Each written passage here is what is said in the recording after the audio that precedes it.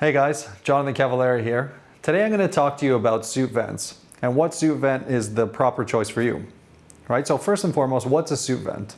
So a suit vent is actually this little slit in the back of the jacket. So this slit here, this is called a single vented jacket, and this single vent was originally put into a jacket for horseback riding. Right? So when a guy was wearing a suit and he jumped on a horse, obviously he wanted the back of the jacket to kind of gracefully fall on either side of the horse when he was riding. So that's the reason they put the slit. That being said, you're going to find this on majority of jackets, this single vent. It's not my personal favorite for a couple different reasons, which I'm going to explain. But it is the most traditional way, let's say. Right? So one of the reasons I don't really love a single vented jacket is because you can't really tailor the waist as much as I like to when I make a suit. Right? So as soon as you kind of go about tailoring the waist of a jacket, sometimes what will happen to the vent is it'll actually kind of like peel out like this. And it kind of looks almost like you have a bit of a ducktail on the back of your jacket. Right? So if you ever attend a wedding or you're downtown and you're kind of walking through the financial district, you see a lot of guys with kind of, vents that are kind of like spewing open. Sometimes that'll also happen if a guy gains, a couple pounds around the midsection, the vent will also spew open a little bit, right? So it's not a very flattering style. And obviously because we're not on horseback as much, it doesn't really make as much sense, right? That being said, for a coat, completely different thing. Right? So for a coat, I have a coat on the table here. This is a polo coat.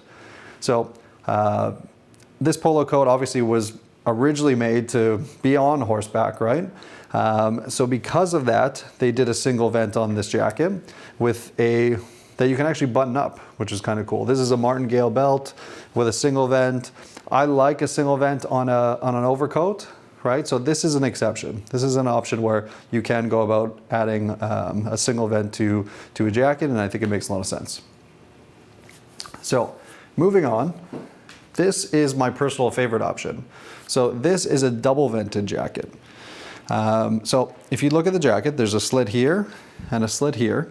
And ultimately what this gives you is a lot of mobility, right? So you can quite easily sit down, stand up. This would kind of move around as you kind of go about your day.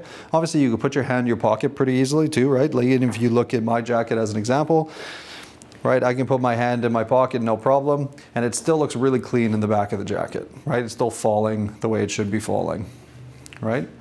So that's a double vent. Another thing I like about a double vent is obviously I could taper the waist a little bit more, like I was mentioning before. And just looks really flattering, right? It just looks really clean and really flattering on the back.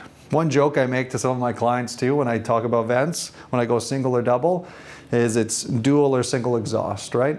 We always want to go dual exhaust. Last but not least is a ventless jacket or no vented jacket, right? So with no vents, traditionally you're going to find these on tuxedos or really, really formal jackets.